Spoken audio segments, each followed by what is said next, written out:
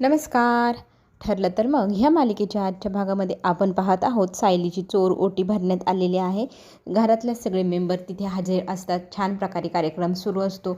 प्रत्येकजण आता ओटी भरल्यानंतर आपापल्या परीने छोटे छोटे छान छान गिफ्ट्स आता इथे देऊ करत आहे सायलीला. अर्जुनने जे गिफ्ट दिले त्याच्यामध्ये खूप छान छान लहान बाळांचे फोटो आहे. ते फोटो पाहून सायलीला खूप छान वाटत असतं. सगळं आनंदीमय आनंदी असं वातावरण असतं. कोणाच्या पोटात दुखते, कोणाला काय होते, आपण ते तर तिथे पाहतोच आहे. नागराजचा मुलगा मात्र ह्या सगळ्या आनंदाच्या क्षणांना पाहून खूपच जळफळाट करत असतो. तर इथे प्रत्येकजण छान आपलं कार्यक्रम साजरा करत असतं आणि फोटो काढण्यामध्ये सगळेजण व्यस्त असतात. फोटो सगळेजण आपापले काढत असतात. त्यावेळेला अर्जुनना काही गोष्टी पाहून सतत इन्स्ट्रक्शन देत असतो सायलीला, हे नको करू, ते नको करू. तर पूर्ण आजी म्हणते, अरे तू तुझ्या मुलाला काहीच खेळू देणार नाही, कारण ते मुलगा गाडी जरी घरातल्या खेळणीतलं खेळत राहिला ना, तरी तू त्याला म्हणाल का नको खेळू, नाही तर ॲक्सिडेंट होईल, तुला लागेल. अरे सारखं काय सगळ्यांना शिकवत असतो असं म्हणत सायली पण त्याला म्हणू लागते. पाहिलं ना, तर सगळ्यांच्या लक्षात यायला लागले, तुम्ही जास्तच कटकट करत असतात, हे नको खाऊ, ते नको पाहू, हे नको करू, ते नको करू. मग अर्जुन म्हणतो, मग मी काय करू? तर इथे सगळेजण म्हणतात, तू जरा जास्तच ओव्हर अशी काळजी घेत असते, एवढी नको रे काळजी घेऊ. मग सगळेजण हसू लागतात. आता सगळे कार्यक्रम संपल्यानंतर गप्पा गोष्टी करत असतात. तर अर्जुन सायली घाई गडबडीत कपडे वगैरे बदलून आलेले असतात. आणि ते म्हणतात की आम्हाला आज डॉक्टरकडे जायचे, अपॉइंटमेंट आहे, पण मध्येच हा कार्यक्रम निघाला म्हणून आम्ही अपॉइंटमेंट थोडी पुढे सरकवली. तर आमची अपॉइंटमेंट आम्ही लवकरात लवकर हॉस्पिटलमध्ये जाऊन आणि लवकर परत येतो. आणि मग इथे सगळ्यांना सॉरी असं म्हणत असतो आपला अर्जुन. आणि राकेशलाही तो सांगतो की राकेश, तुला भेटून खरंच खूप छान वाटलं, इतक्या दिवसांनी भेटलो आहे, पण आता आम्हाला हॉस्पिटलला जायचं, त्याच्यामुळे बरं का थोडी आम्ही रजा घेतो. तो म्हणतो हो नक्कीच चालेल. मग आता इथे सुमनाही म्हणते की आम्हाला भरपूर वेळ झाला, आल्या आम्ही डायरेक्ट इकडेच आलो, मी राकेशसोबत गप्पा गोष्टी पण केल्या नाही. मी म्हणते थोडा वेळ त्याच्याशी गप्पा गोष्टी करेल घरी जाऊन. तर इथे कल्पना म्हणते, आज आम्ही तुलाही आग्रह करणार नाही की इथे थांब म्हणून, कारण तुझा मुलगा इतक्या दिवसांनी आला आहे तर त्याच्याशी गप्पा मारायलाच पाहिजे. तर तुम्ही पण जा आता वेळेमध्ये घरी गेल्यावर फोन करा. तर इथे प्रतिमा म्हणते हो नक्कीच. आता तेही घरी निघून जातात. प्रत्येकजण आपापले रूममध्ये जातात. आता इकडे सायली आणि अर्जुन हॉस्पिटलला जिथे सल्ला घेण्यासाठी खरं तर सायली पोचली. सायकॅट्रिस्टच्या मदतीने तिला लहानपणी जे काही विसर पडला आहे ज्या गोष्टींचा, त्या गोष्टी तिला जाणून घ्यायच्या आहे. तर इथे ती डॉक्टरांना तिची सगळी हिस्ट्री जे काही आहे आत्तापर्यंत ह्या क्षणापर्यंत घडलेली एकूण एक माहिती त्या डॉक्टरांना सांगतात. आणि डॉक्टर आता ह्या सगळ्या गोष्टींवर विचार करून म्हणू लागतात की आपल्याला हे सगळं पॉसिबल आहे, फक्त आपल्याला आता मेंदूवर जोर द्यावा लागणार. सायली, तुला जितक्या गोष्टी आठवेल तितक्या आपण पुन्हा रिटेक करून पाहिजे आणि तुला आठवू लागल्या का तू त्या आठवायच्या. तुला असे सांगता येतात, तू करायला आली का करत पण असते, पण त्या गोष्टी तुला आठवत नाही. त्या सगळ्या रिपीट एखादी गोष्ट घडली ना, तर आपल्याला ती गोष्ट आठवते. तर आपल्याला हीच ट्रिक वापरून तुझं बालपण आठवायचं आहे. तर आपण जास्तीत जास्त प्रयत्न करायचा की जुन्या ज्या गोष्टी त्या पुन्हा पुन्हा रिपीट केल्या जाईल. तर इथे भरपूर अशा गोष्टी ज्या घडत आहेत, ज्या आहे त्या आठवत आहे. म्हणजे मी करते पण मला आठवत नाही की मी हेच केलेलं होतं, मी तेच केलं होतं. इथे ना सायली भाऊक होते. डॉक्टर मात्र म्हणत असतं की हे सगळं करणं शक्य आहे, तुम्ही घाबरू नका, मी आहे तुमच्या मदतीला. तुमचं बालपण वगैरे सगळं काही आठवून देण्यात तुम्हाला मी पुरेपूर प्रयत्न करेल. सायली पण म्हणते हो, पुढच्या आपण थेरपीसाठी ज्या वेळेला भेटू त्यावेळेला पुढची गोष्ट बोलूया. मग तिथून रजा घेतात डॉक्टरांशी बोलण्यातून. आणि बाहेर आल्यानंतर सायली सांगू लागते की मला फार भूक लागली आहे, तर आपण काहीतरी खायचं का बाहेर इथेच. तर अर्जुन म्हणतो अनहेल्दी असतं, तू ह्या दिवसामध्ये बाहेरचं काही खायला नको, प्लीज आत्ता घरी चल. सायली मात्र हट्ट करू लागते, मला इतकी भूक लागली, मला काहीतरी आत्ताच्या आत्ताच खायला हवे. तर अर्जुन म्हणतो एवढा वाद घालण्यापेक्षा ना आपण गाडीत बसून इतक्या वेळात घरी पण पोचलो असतो, घरी जाऊन आपलं छान जेवण करूया. तर तो तिला म्हणू लागतो की हे बघ, माझ्याकडे ना तुझ्या सोयीसाठी मी ड्रायफ्रूट जे काही हेल्दी आहे ना त्या सगळ्या गोष्टी मी तुझ्यामुळे कॅरीच करतो, बघ ह्याच्यात आणलं आहे मी. ती बास्केट काढतून ती सायलीकडे देतून खायत ना काजू बदाम हे ते सगळं.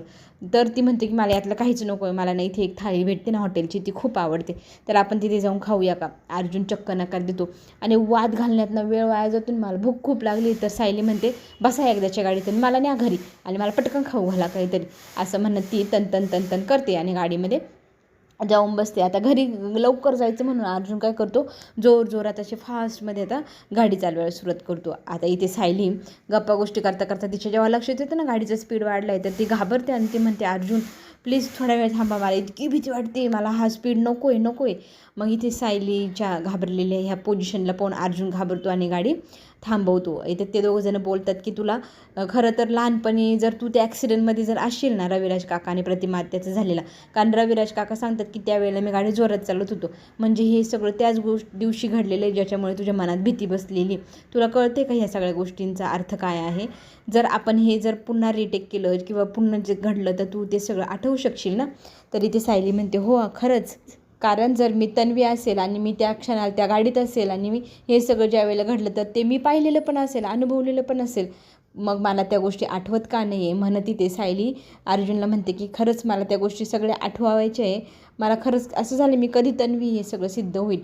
चला आता हे दोघंजणं घरी पोचतात. सायलीला इतकी भूक लागली आहे, अर्जुनना असं दुडू धावत जातो आणि त्याला तिच्यासाठी प्लेट आणतो. तिला प्लेटमध्ये भरा सगळं जेवण, मस्त भाजी पोळी कोशिंबीर अमुक धमुक सगळं काय लावतो, पण त्या प्लेटमध्ये सगळं उलटं पालटं लावलं. अर्जुन तिला सॉरी म्हणतो. सायली म्हणते अरे सॉरी बिरी काय नाही, काही पण दे मला चालेल, आत्ता एक क्षणाला इतकी भूक लागली, तू जिथे वाढशील तिथे मी खाऊन घेईन. तर ती जेवण करत असते आणि इकडे दुरूनच हे सगळं काय अस्मिता पाहत असते. अस्मिताने खरं ते खूप मिस केलं आहे एखाद्या नवरा बायकोचं हे जे नातं आहे ना, ही बॉन्डिंग आहे ना, ही प्रत्येकाला हवीशी वाटते. तू असो, मी असो किंवा अस्मिता का असो ना, पण आता आपल्याला असा प्रेमळ नवरा नाही आहे ह्या गोष्टीची खंत पण तिला आहे. तर कल्पना म्हणते की तू स्वतःला वाईट वाटून घेऊ नको. तर ती म्हणते मी मला वाईट वाटून नाही घेते, मला त्या दोघांतलं प्रेम, ती बॉन्डिंग आहे ना ती खूप आवडते. यांना दोघांना कधीच कुणाची नजर लागू नये हीच देवाकडे मी प्रार्थना करते. आणि खरं तर माझ्या पण मनात आत्ता ह्या क्षणाला हीच गोष्ट आहे का प्रत्येक बाईला ना असाच प्रेमळ नवरा भेटावा आणि आयुष्य कसं सुखमय आनंदीमय व्हावं. आता ह्या क्षणाला काही बायका अशा पण आहे ज्यांचं म्हणजे अस्मितासारख्या किंवा अजून दुसऱ्या प्रकारच्या ज्यांच्या आयुष्यात असे सुख नाही आहे, त्या सगळ्या गोष्टींसाठी आसुसलेले आहे. तर खरंच माझ्या तरी देवाच्या चरणी हीच प्रार्थना आहे की प्रत्येक व्यक्तीला प्रत्येक सुख भेटायला हवं. कल्पनासारख्या आया असतात त्यांना पण थोडी खंत असते, पण आता याच्यात काय करावं हा पर्याय तर शोधून पण भेटत नाही. काही गोष्टीत भेटतो, काही गोष्टीत नाही भेटत. चला त्या दोघींचं दुःख, त्या दोघी एकमेकींशी बोलतात नाही. आता ह्या प्रेमळशी जोडीला पण सगळ्यांना खूप छान वाटतं. आता इथे सायलीने विषय काढला आहे तो म्हणजे मी तन्वी हे सिद्ध करणारी एकमेव व्यक्ती होती ती म्हणजे मधुभाऊ. आता मधुभाऊ तर सांगू शकत नाही, पण दुसरी व्यक्ती कोण असू शकेल? तर अर्जुन म्हणतो जिने तुझा केस म्हणजे खऱ्या तन्वीचा केस आणला आहे तो मॅच पण झाला आहे प्रतिमा त्याच्या केसांसोबत. तर याचा अर्थ काय समजावं की प्रियाला माहिती आहे की खरी तन्वी तू आहे आणि ते कशावरनं ते तिलाच जाऊन विचारू असं म्हणत. आता सायली लगेचच आत्ताच्या आत्ता आपण जायचं म्हणजे जायचं प्रियाला भेटायचं इतका अट्टहास तिने केला आहे. अर्जुनने मात्र आता तो टाळाटाळ करण्याचा प्रयत्न केला आहे, कारण अर्जुनला माहिती आहे तिथे गेल्यानंतर प्रिया भस्कन बोलून बसेल की मी अश्विनच्या बाळाची आई होणार आहे आणि हे घरी कळेल, सगळ्यांना कळेल, सगळे इमोशनल होतील, मग तिला घरी आणण्याचा पुन्हा प्रयत्न केला जाईल, सगळ्या गोष्टी पुन्हा म्हणजे एकमेकात गुंथाडावच होऊन जाईल एक प्रकारे. तो गुंता होऊ नये किंवा आता इथे भावाने शपथ घातली आहे की ही गोष्ट घरी कोणाला कळू द्यायची नाही, त्या सगळ्या गोष्टींना पाणी फिरल्या जाईल ना. तर अर्जुन म्हणतो की नाही आत्ता नको, आपण नंतर कधीतरी पाहू. अर्जुन टाळाटाळ करतो. सायली मात्र हट्टाला पेटली, मला काही करून आत्ताच्या आत्ताच माहिती करून घ्यायचे, मला तिच्याशी बोलायचं म्हणजे बोलायचंच ह्या विषयावरती. चला बरं लगेच हात धुवून लगेच चला. बापरे इतकी घाई झाली तिची आणि अर्जुन मात्र टाळाटाळ करतोय. काय करावं तर डोकं लावतोय, काय करू म्हणजे मी ती टाळू शकतो. तो काय करतोय मुद्दाम टाईमपास हळूहळू जेवण, हळूहळू उठणं, हळूहळू बसणं, म्हणजे कसं आहे का ना भेटण्याची वेळ टळला जाईल आणि भेटण्याची वेळ टळली की म्हणजे आजचा विषय तरी मिटेल. आता आपण हेही पाहतोय की नागराजला भेटायला त्याचा मुलगा गेला आहे आणि ढासा एखादी पोर कशी रडते तसं तो रडत असतो आणि हा बिंडोक बाप आहे ना हे पाहून इकडं तिकडं काण्यावाण्यावानी पाहतो. अरे इमोशनल मुलगा जन्माला घातला आहे, अरे काय. चला आता त्या इमोशनल बावळट मुलाला तो म्हणतो की बाळा तू रडू नको, तुझं रडणं पाहून मला फार वाईट वाटतं. तर तो म्हणतो बाबा मी फक्त रडतो आहे, पण तुमची ही जेलमधली अवस्था पाहून मला जास्त वाईट वाटतं आहे. तर तो म्हणतो की जाऊ दे आता हे सगळं त्या सुभेदारांमुळेच झाले, खरं तर ती सायली आणि अर्जुन आणि ते दोघांमुळेच घडले हे सगळं. त्या दोघांना अशी अद्दल घडवणं, जन्माची अद्दल घडव. आता हे जन्माची अद्दल स्वतः घेत आहे की दुसऱ्याला घडवतं आहे हे आपल्याला पुढे पाहायला मिळेलच. आता इथे सायलीने मात्र इतका अट्टहास केला आहे ना, जायचं त्या प्रियाला भेटायला, जायचं म्हणजे जायचंच. तर आता त्याच्या हट्टापुढे ना अर्जुनने हट्ट आहे का वेग काय, तर तो मुद्दाम खाण्यात वेळ घालवतोय. थांब ना मी जेवतोय, किती घाई करते, मला निवांत जेवू दे गं असं म्हणत टाईमपास करू लागतो. सायली मात्र डोक्यावरच उभी, आवराना चला ना पटकन. अर्जुन मात्र आता पेचात पडला, काचरीत अटकला, आपण काय म्हणू शकतो ते म्हणा बुवा. अर्जुन काही करून टाळाटाळ करतोय, प्रेमाच्या गोष्टी करतोय. सायली म्हणते इतक्या महत्त्वाच्या क्षणाला तुला रोमॅन्टिकनेस सुचू राहिला का, पहिले जेवण आटप आणि चल माझ्यासोबत.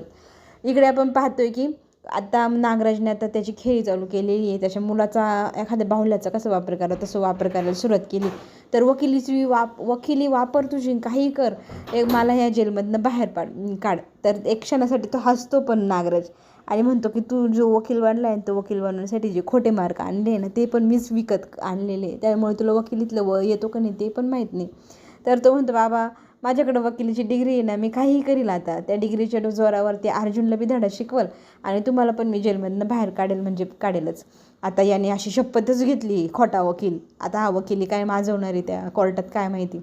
चला इकडे आपण पाहतो की सायलीची इतकी घाई आहे, अगदी बॅग बिग हातात घेऊनच बसली ती, मोबाईल एकदम तयार, चला चपला घालायला निघा. अर्जुन मात्र अजून मी जेवलोय, मला हात धुऊ दे, मी माझ्या रूममध्ये जातो, मी जरा कपडे चेंज करून येतो. सायली त्याला इतकी चिडते, मुद्दाम वेळ काढूपणा करताय का तुम्ही असं त्याला विचारू लागते. जर असा वेळ काढूपणा करायचा असेल तर मला आत्ताच सांगून द्या, मी माझी एकटी निघून जाते. तर तो म्हणतो नको एकटी नको, येतोय ना मी येतोय. आता इथे सायली चिडली म्हटल्यानंतर सायली तडा निघाली आणि तिच्या मागे थांब मी पण येतोय म्हणत अर्जुन निघतो. तितक्याच समोरून कल्पना येते. कल्पना विचारते काय झालं, कुठे निघालात तुम्ही. आता कधी कल्पनाशी सायली खोटं बोललेली नाही ना, आज एकदम पद्धतशीर खोटं बोलते बरं का. आई मला ना खूप आईस्क्रीम खावाशी वाटते, तर मी ह्यांना म्हणते ते हे येतच नाही, मग माझी जाऊन आईस्क्रीम खाऊन येऊ का. मग कल्पना त्याच्यावरतीच रागवते, अरे ती 2 जीवाशी आहे, तिला आईस्क्रीम खावं वाटते, तिच्यासोबत जा ना. तर तो म्हणतो आता नको ना मम्मा, बाहेरचं कशाला खायचं, आपण उद्या घरीच बनवू, तू बनवली का तिला खायला दे. तर कल्पना म्हणते मूर्ख आहेस का, दिवस गेलेल्या बाईला जर आत्ता खाऊ वाटली तर आत्ताच द्यायची राहते, तुला नसेल द्यायची तर नाही सांग ना मग. तर इथे सायलीला घेऊन जायला आता स्वतः कल्पना सांगते की हिला आईस्क्रीम खायला घेऊन जा. आता इकडे पाहतोय आपण प्रियाची ना आता सोनोग्राफी करण्याची वेळ झाली, कारण तिची जे डॉक्टर आहे त्यांचं म्हणणं आहे की 3 महिने पूर्ण होत आले, तर बाळ कसं आहे, काय गर्भ कसं आहे ते पाहण्यासाठी आपल्याला हिला हॉस्पिटलला हलवावं लागेल. तर इथे हॉस्पिटलला हलवावं लागणार म्हणल्या लगेच प्रियाची टूप पेटली. म्हणजे आपण गाडीतनं बाहेर जाणार, बाहेर गेल्यानंतर मग आपण हॉस्पिटल, मग तिने लगेचच वकिलीन बाईचे पाय धरले. सरकारी वकील बाईला ती म्हणू लागते की माझ्या घरचे ना मला सहयोगच करत नाही, मला भेटायला पण येत नाही, माझ्या बाळाची बातमी पण त्यांच्यापर्यंत पोहोचलेली नाही. मला काय वाटतं की मी सोनोग्राफीची रिपोर्ट घेऊन त्यांना नेऊन दाखवावं, ते माझ्या विश्वास होतील. माझ्या सासूबाईंनी माझ्या ह्या जन्माला येणाऱ्या बाळांची जबाबदारी जरी घेतली ना तर खूप बरं होईल. ती मी त्यांच्यावर सोपवून देईल माझं बाळ, ह्यांना जेलमध्ये मला जन्माला नाही घालायचं, प्लीज माझ्यासाठी असं म्हणत त्या बाईच्या ती पाया पडते गडबडा. त्या बाईच्या पायावर लोळून हात पाय जोडून भीक मागती, तशी भीक मागून तिने ना आता इथे संधी मिळवली आहे. ती म्हणजे कोर्टाकडे आता तिची काय म्हणते अपील करणारे वकील की ह्या बाईला हिच्या घरपर्यंत 5-10 मिनटं भेटण्यासाठी जाऊ द्या.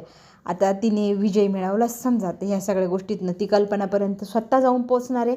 स्वतः जाऊन आता कल्पनाला सांगणार आहे की मी आई होणार आहे तुझ्या मुलाच्या बाळाची. चला इथून पुढे जो ट्विस्ट येणार तो पाहायला खरंच सगळ्यांना खूप आवडणार आहे. तो ट्विस्ट पाहण्यासाठी आपण पुन्हा भेटू. तोपर्यंत घेऊ छोटीशी विश्रांती. आपण पुन्हा भेटूया. धन्यवाद.